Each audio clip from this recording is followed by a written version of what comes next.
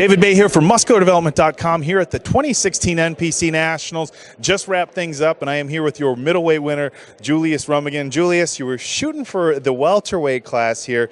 You missed it by a little bit. Were you worried about coming in on the smaller end of the middleweights? I was petrified. I talked to my coach, AJ Sims.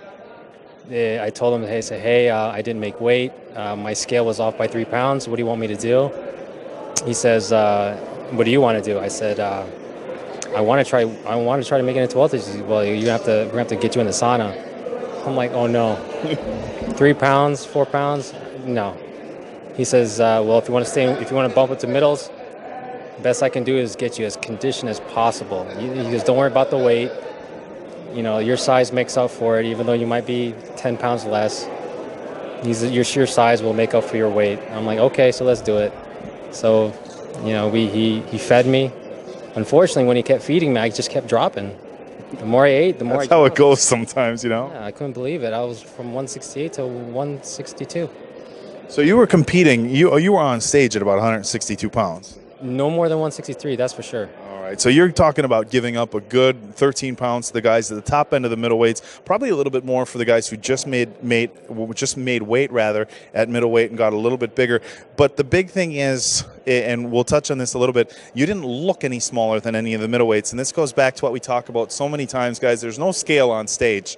And here you have a guy that's significantly outweighed as far as pounds go in the smaller classes, still able to look more muscular than the other guys you were competing against. You know, when you were backstage pumping up all that stuff and you knew you were getting outweighed, was that really intimidating you at all, or did you kind of one of those things where like, I think I'll be all right?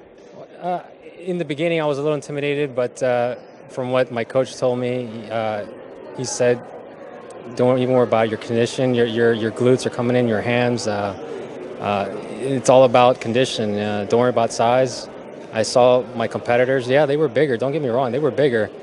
Actually, you know what? Quite a few of them had condition too, and that's kind of what worried me. 8'11", I forgot his name. Who took second. Yeah, I was worried about him. I was definitely worried about Ron Gallup. You know, Ron looked great this year. He looked phenomenal, and he scared me too. I know we're teammates, but you know, I love the guy.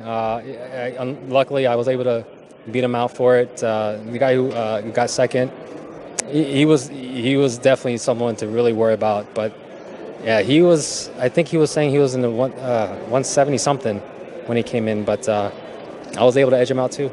All right, now moving forward, obviously turning pro as a middleweight, 212 is probably what you're looking at. There's a lot of 212 shows on the calendar for 2017. Did you have your eye on anything moving forward for next year as a pro? My coach and I were going to take next year off to put on some size. All right, well, that's not a bad game plan. I think you'd be competitive in the 212 as is, but you've got a lot of room to grow into that division, so I think a year off would suit you well as well.